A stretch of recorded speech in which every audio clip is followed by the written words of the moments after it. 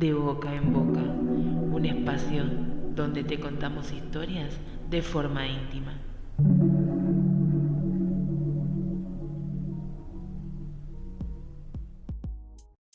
Te doy la bienvenida a nuestro podcast Boca en Boca, un espacio lleno de letras, historias, personajes y mucha magia.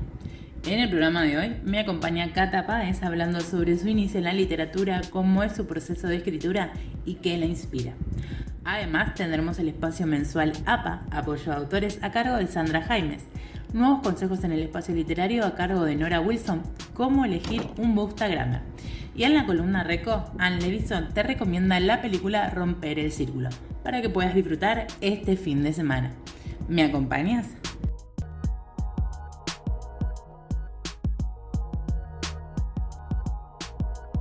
Y llegamos a la tercera semana del mes. Con ella, 3 autoras más que te presentamos. La primera estuvo en nuestro podcast. Ella es Isabel Cánovas, quien escribe novelas románticas con un estilo telenovesco, por lo que encontrarás pasión, salseo, ritmo trepidante y un final feliz. Encuéntrala en Instagram como @IsabelCánovasAutora. La segunda autora de esta tanda es Raquel Perdiker. A ella no solo le gusta escribir, sino que se describe como una pequeña devoralibros. Puedes encontrar sus obras en el link de su Instagram @Raquel Perdiker. La última autora que te presentamos hoy se llama Esmeralda Romero, escritora de novelas románticas como la saga Firmamento, que contiene los títulos Una vuelta más al sol, La luna sabe tu nombre y El cielo es solo el principio.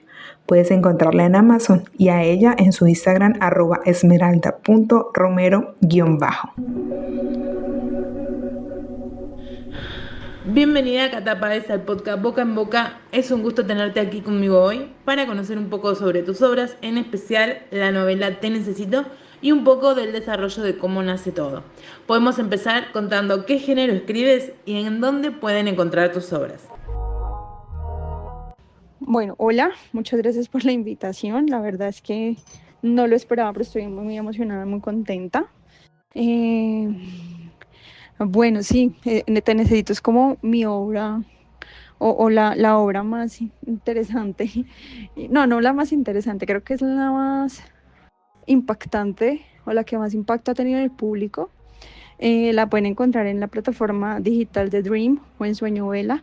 Y pues también publico en otras plataformas como Buenovela o Manobook, otro tipo de historias. El género en el que más me concentro en escribir es romance, pero digamos que también me gusta meterle un poquito de misterio, un poquito de trama policíaca, un poquito de todo ese tema, porque me parece interesante como jugar con la mente humana o mostrar un poquito más como la naturaleza de los humanos, ¿no? Porque siempre tendemos a leer las historias que siempre hay uno bueno, uno malo, pero a veces creo que todos los malos tienen algo de bueno, todos los buenos tienen algo de malo. Siempre hay un comienzo para todo, pero también existe un proceso y un final. Quien es escritor, eso lo sabe a la perfección. En tu caso, ¿crees que hubo una evolución en Te Necesito desde el primer manuscrito hasta el momento en el que estuvo lista para ser publicada? Bueno, en el caso de Te Necesito, creo que más que una evolución de escritura en el proceso, es como es una historia de pronto un poco personal, ¿no? Entonces es una historia que tiene una mezcla bastante fuerte entre lo real y lo ficticio. Entonces siento que en ese sentido hubo más una evolución en el desarrollo de la historia para intentar mezclar lo mejor posible esos dos aspectos, ¿no? Obviamente que hubo una evolución entre el principio de la historia y cómo fue escribiéndose hacia el final, porque pues hay un deje de correcciones que uno como que va aprendiendo en el camino, pues sobre todo teniendo en cuenta que es mi primera obra. Si yo la comparo con las que estoy escribiendo con la que estoy escribiendo actualmente o con las que le siguieron a esa, hay una diferencia radical en ortografía, bueno, en un montón de cosas más técnicas que inclusive pues todavía se ven como fallas, pues porque sigo aprendiendo todo el tiempo. Pero sí siento que hay una diferencia radical entre Te Necesito y las otras obras, Creo que tal vez es por ese toque personal que tiene.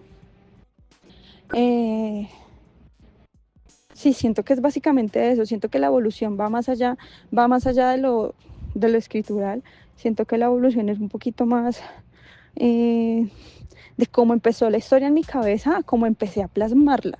Siento que ahí se ve la diferencia, cómo la historia empezó en mi cabeza, cómo empecé a mezclarla, a cómo terminó escrita y cómo terminó siendo presentada al público. Y hablando justamente sobre el tema de la publicación de Te Necesito, y sabiendo que era un desafío porque tiene una base de hechos reales mezclada con ficción, ¿en qué momento supiste que la novela ya se encontraba completamente revisada y solo restaba compartirla con los lectores para que la disfruten? Bueno, en ese sentido, creo que más que haberla revisado, fue como la situación personal que estaba viviendo que dije, creo que está bien mostrarla, creo que está bien contarla, creo que está bien, sí, como mostrar esta vaina. Entonces dije como, bueno, voy a empezar a escribirla y empecé y me gustó y siento que dije, bueno, como, pues, ¿qué pasa? Sí, ¿qué pasa si la publico? ¿Qué pasa si la muestro? ¿Qué pasa si la gente la lee? ¿Qué va a pasar si gusta?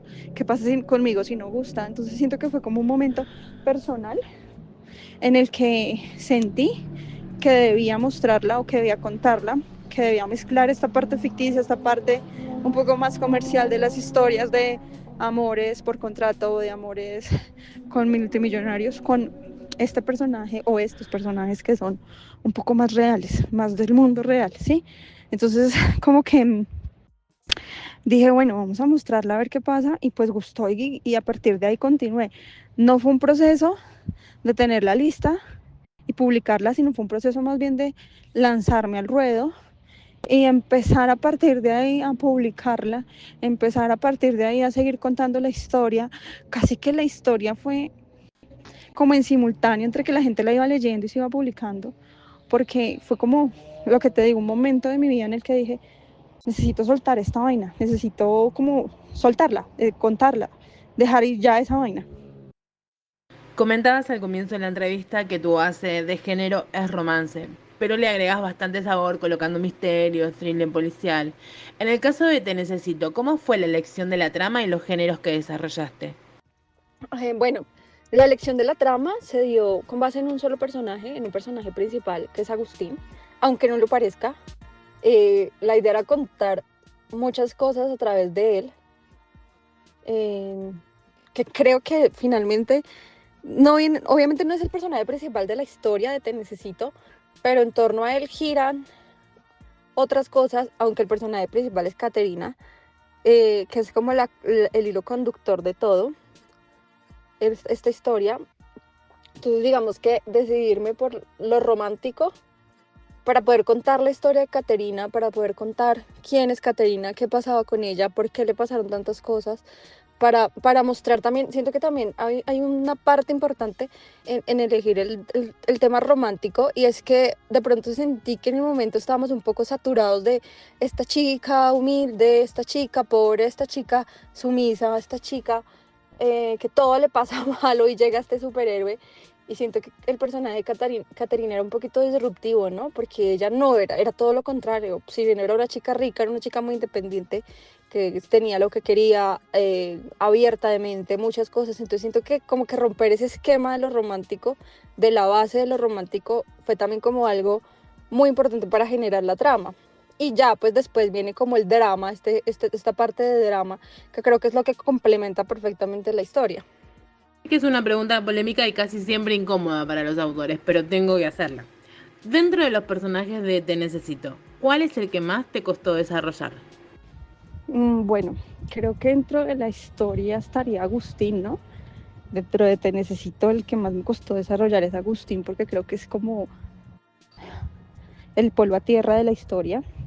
Creo que es el que suelta, demanda, que expresa todo lo que puede ser la naturaleza humana, como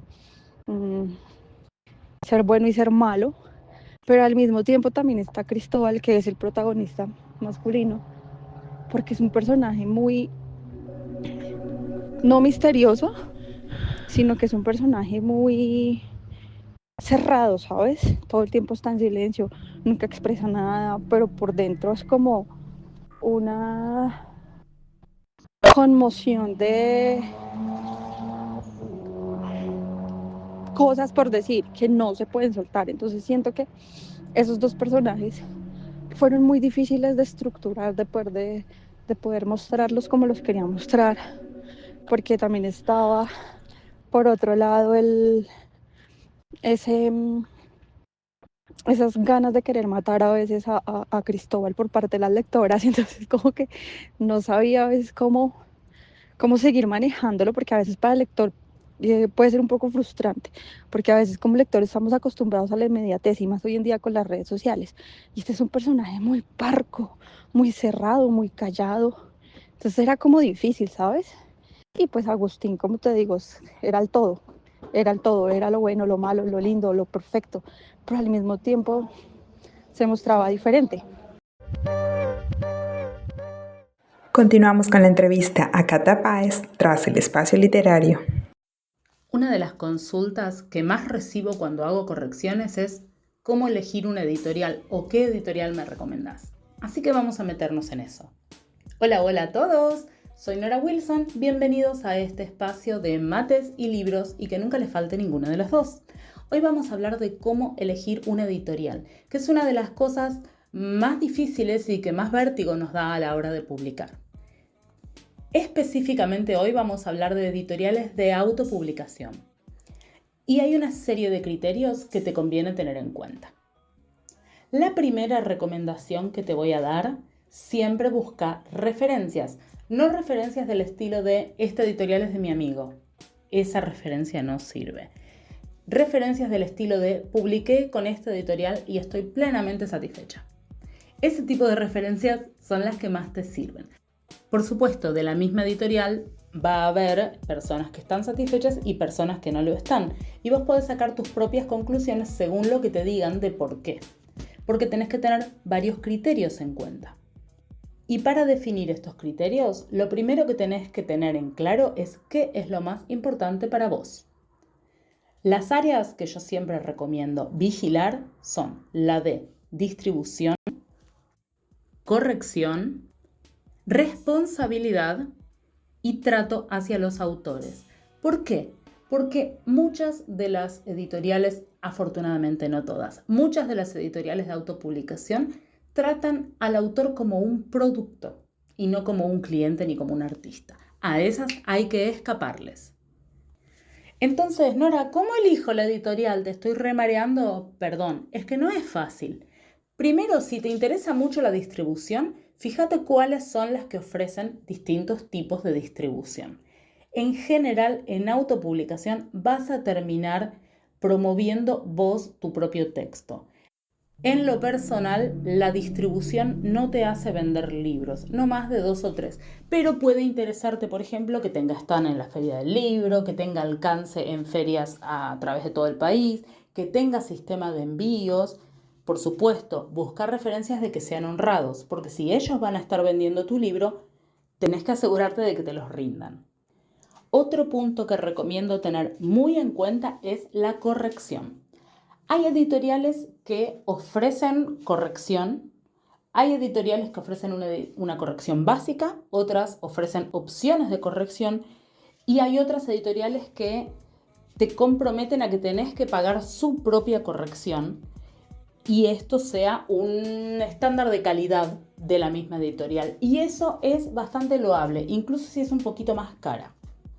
En general, las editoriales de autopublicación lo que ofrecen es una corrección básica ortotipográfica. Te corrigen tildes, algún error de tipeo y chau pichu. No te corrigen frases mal armadas, repeticiones, rimas involuntarias. Así que yo muchas veces recomiendo que si vas a elegir una editorial que no te ofrezca eso, contrata una corrección aparte. Es un gasto en el momento, pero es una inversión a largo plazo. Tu libro va a estar muchísimo mejor. Necesitas un ojo externo. No creas que no.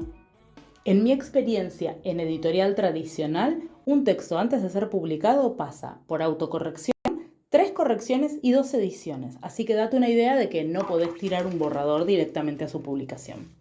Si la editorial te ofrece opciones de corrección, analiza cuál es la que más te conviene o incluso pedí la opinión del editor. La parte estética de la editorial a veces es muy berretonga y te tira abajo un libro. Eso es muy cierto. Pero siempre podés hablar con ellos de aportar tu propio arte de tapa, tu propia tipografía, y si le pones un poco de trabajo a eso o contratás a alguien, tu libro va a brillar. No te guíes únicamente por si la edición es o no es bonita. Y vamos al gran punto. Para elegir una editorial, buscar referencias de que respeten a sus autores, de que no los estafen, de que no les den menos de lo que le prometieron. Cuando yo tenía mi librería de autopublicados, trabajé con libros que venían con errores de ortografía en la contratapa y tapas que se doblaban como un acordeón en un día de humedad, cuando los autores habían pagado el precio más alto. Así que firmes con quien firmes, que te respete. Ten eso en cuenta y vamos a publicar. Nos animamos, ¿no?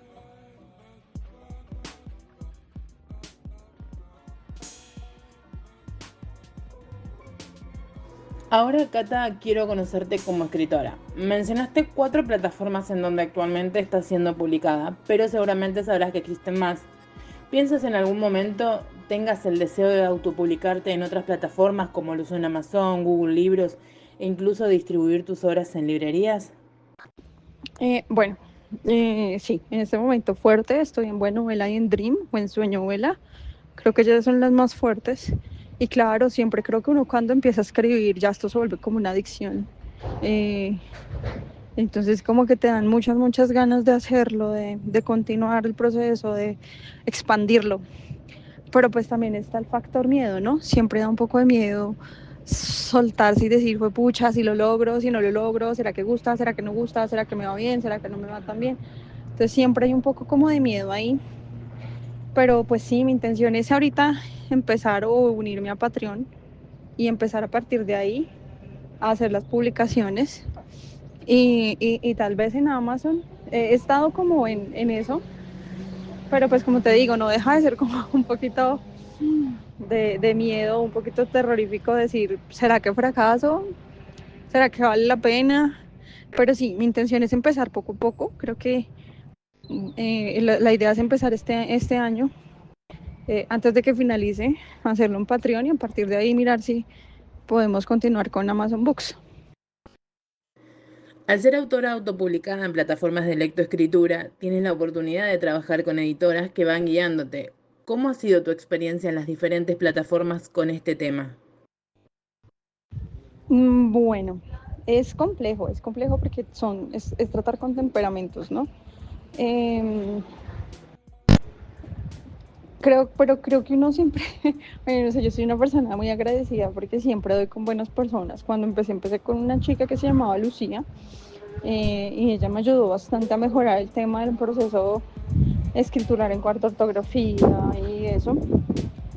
Luego vino Gaby, que es una persona que está siempre como muy atenta, y eso es en Dream. Y en Buenovela estaba con una chica que se llamaba Sole, muy profesional, que siempre como que me guió en lo que más enfoca el mercado, en lo que más pide el mercado, en lo que resulta positivo para el consumidor y para el lector.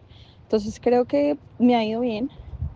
Creo que ahí también hay un tema de recepción por parte mía, de aprender a escuchar, aprender a entender, aprender a transformar eso que ellos me dicen en, en lo que mis capacidades pueden dar, y creo que pues en parte eso también ha sido un poco el éxito, ¿no?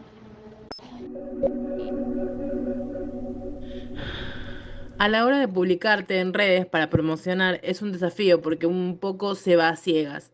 ¿Pudiste lograr tener una marca que te haga reconocida frente a los lectores con cada novela que vas escribiendo o aún sigues buscando tu marca personal? No, yo creo que mi marca personal lo logré con la primera historia. Desde el primer momento supe que quería mostrar qué soy, cómo lo quiero plantear. Y siento que por eso pues tengo lectores que sean muchos o poquitos, saben lo que saben lo que van a encontrar en mis historias, saben que van a encontrar misterio, saben que van a encontrar mucho drama, que van a encontrar que lo que creían que era el eje central de la historia resultó no ser así, que van a encontrar personajes que cambian de la noche a la mañana, que van a encontrar personajes que llegan a la historia de la noche a la mañana. Entonces siento que eso sí lo tienen claro cuando leen mis historias.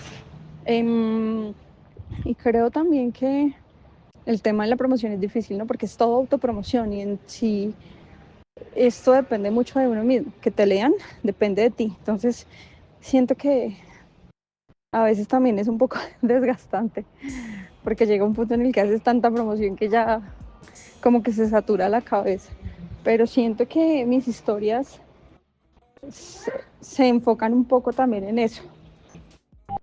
Hay un debate muy caluroso entre la calidad literaria y popularidad que se da sobre todo en plataformas de autopublicación digital, en las que se menciona que la popularidad en estos lugares no va de la mano con una buena calidad de escritura. ¿Estás de acuerdo con esta premisa o solo es mito? Claro, yo creo que es de las cosas con las que más estoy de acuerdo, siendo yo un autor empírico de autopublicación.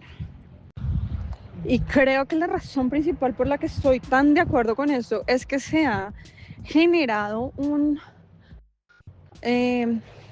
tema de publicación en torno a la ganancia. Obviamente todos queremos ganar dinero, todos queremos mejorar nuestro estilo y calidad de vida, pero siento que se ha dejado tanto esto a la autopublicación de historias de consumo rápido, tan mediocremente estructuradas, tan mediocremente pensadas desde los personajes hasta los lugares en los que las desarrollan, que se vuelve aburrido, se vuelve pesado, se vuelve lo mismo de siempre. Ya no se hace más sino que todo es plagio, además, ¿no? Entonces ya, pues porque además estamos creando o estamos leyendo historias casi con la misma base. Entonces siento que eso satura, siento que eso es... con el tiempo se ha venido viendo, los que llevamos muchos años ya aquí, se nota que eso es contraproducente, que ha sido contraproducente, que ahorita en el mercado es súper contraproducente contra los autores que a veces intentamos crear historias un poquito disruptivas con lo que sea el más popular, ¿no?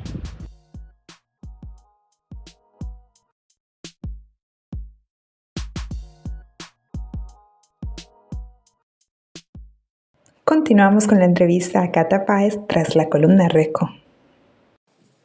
Hola, en esta ocasión quisiera recomendarles la película Rompiendo el Círculo, It Ends With Us en inglés, basada en la novela romántica de Colleen Hoover. Antes de recomendarles la película, pues quisiera que tuvieran en cuenta que se tratan temas muy sensibles de violencia doméstica y de abuso emocional. Son temas que se tratan en el libro también, con representaciones un poco crudas, un poco gráficas.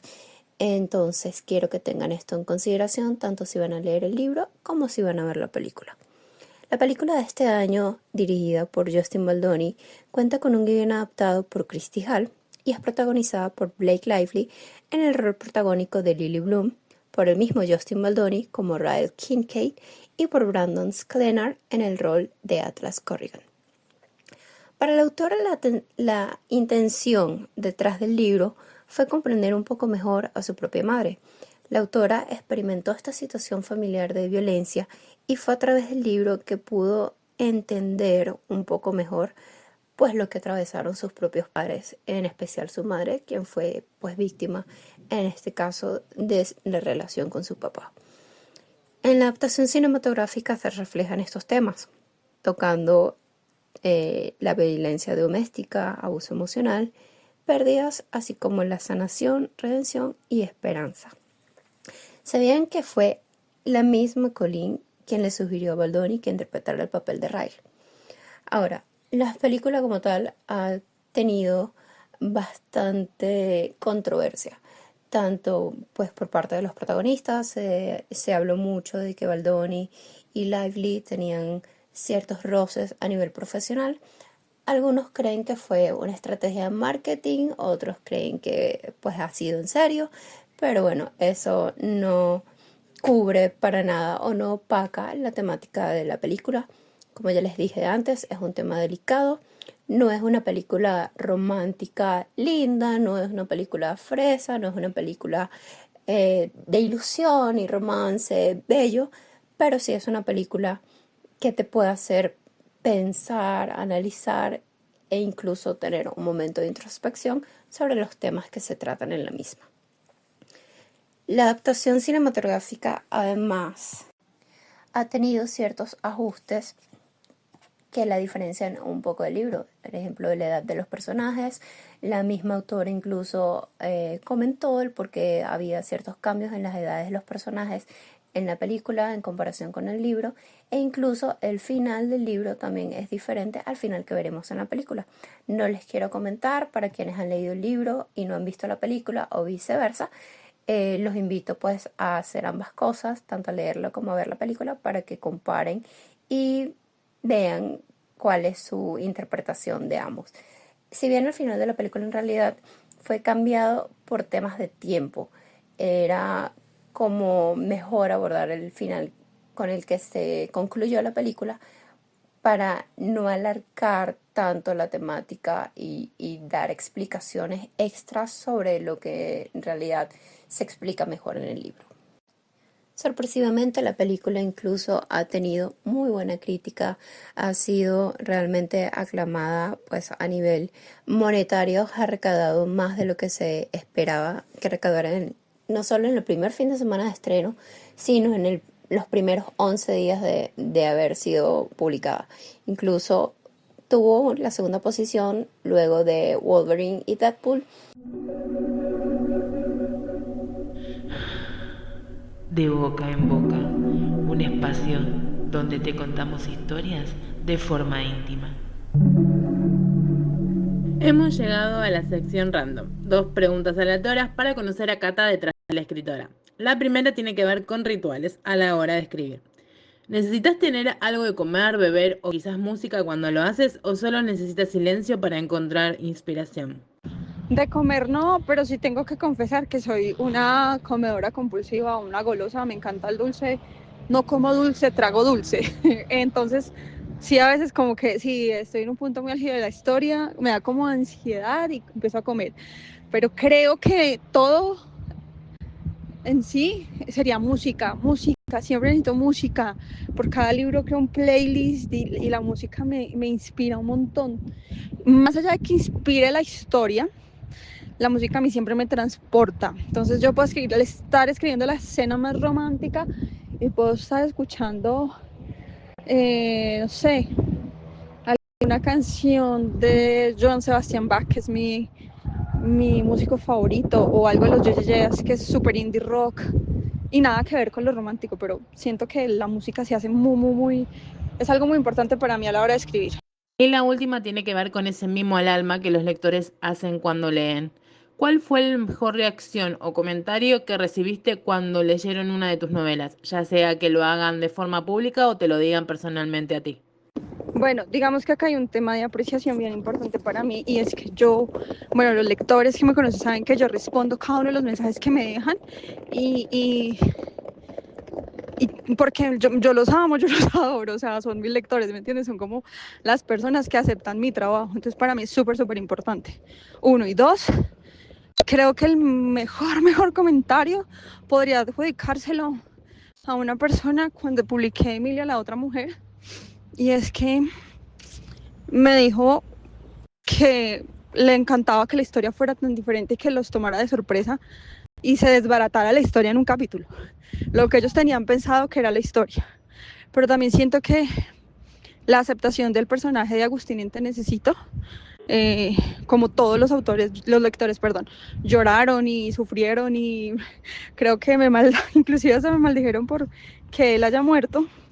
Creo que también es de las cosas más importantes que me han pasado, o sea, esa aceptación y ese dolor, y que yo les pudiera transmitir eso es muy importante. Hemos llegado al final de la entrevista. Cata, fue un placer compartir un rato contigo, conocerte mejor como escritora y saber más de tu literatura. Éxitos en todo lo que emprendas. Pero antes de despedirnos, te invito a que recuerdes dónde pueden leerte y que también compartas las redes para que quien quiera apoyarte pueda hacerlo. Primero que todo, muchísimas gracias por la invitación. Creo que No me lo esperaba y ha sido muy chévere, como que plantearme estas preguntas que nunca me había planteado como escritora. Segundo, pues pueden seguirme en este momento en Buenovela y en Dream. Voy a empezar a actualizar ahorita una historia. Sería mi primera historia de hombres lobo. Voy a intentarlo. Espero no morir en el intento y no ser un fracaso. Eh, esas las van a encontrar yo creo que en ambas plataformas, en Buenovela y en Dream. Y me pueden seguir en @catapaiswrite o en @catapaiswriter en Instagram y Cata Páez en Facebook. Hay dos perfiles porque pues yo no publico bajo seudónimo sino bajo mi nombre propio, entonces Cata Páez es el perfil que tiene una portada, ese es el perfil de escritor porque en el otro no publico nada. Y no, muchísimas gracias por la invitación. Los invito a leerme no solamente a mí, sino a mis compañeras. Hay autores buenísimos que no solo publican sobre CEOs, sino muchas otras tramas. Entonces creo que pueden ir a leer, porque hay mucho de dónde escoger.